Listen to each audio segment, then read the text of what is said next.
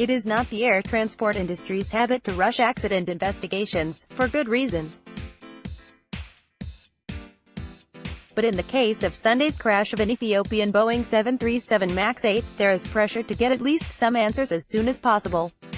All 157 crew and passengers on the Ethiopian aircraft were killed after it crashed minutes after takeoff on what should have been a routine flight from Addis Ababa to Nairobi.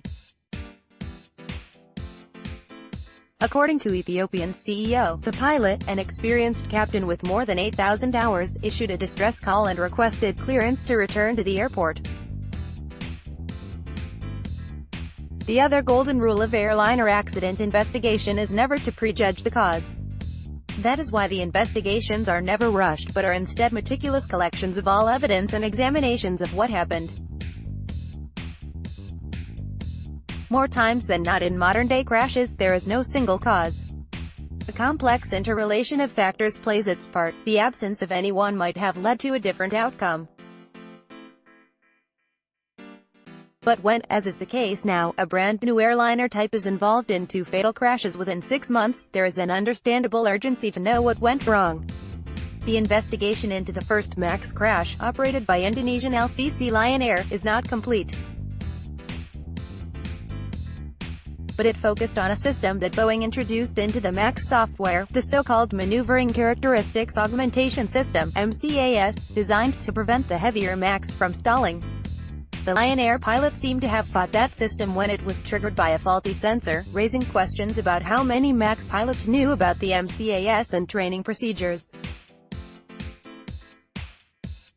The worldwide publicity on the Lion Air crash means the MCAS role and operation should be well understood. Boeing has held detailed briefings with LMAX operators. But the first question everyone will ask is whether there is a common root to what happened in Indonesia and then in Ethiopia. Accident investigators, FAA and Boeing will need to address that question as soon as possible. Their airline customers, especially those with the MAX in service, need that answer because the general media is already posing the question, is the MAX safe? Some U.S. newspapers advised readers today how to check which specific aircraft type they might be scheduled to fly on via the airline websites. Here are the known similarities within the first few hours of the Ethiopian crash: same aircraft and engine type, similarly experienced captains, good weather and visibility conditions. The crash happened soon after takeoff. Whatever happened developed rapidly and catastrophically.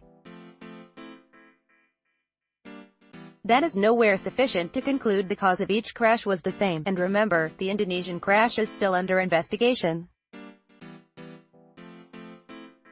But it's enough to mean the next 48 hours will be critical. Any indication to the experts that there is a link would likely mean, at the least, the issuance of an emergency advisory to MAX operators, and FAA could potentially ground the aircraft, as it did the 787 after fire incidents related to its lithium battery system occurred early in that aircraft's in-service life. For the same reason, any indication that there is no link between these 2 crashes is equally important. Determining what happened to the Ethiopian aircraft cannot be rushed, but this is a very significant investigation. Karen Walker, Karen.Walker@Informa.com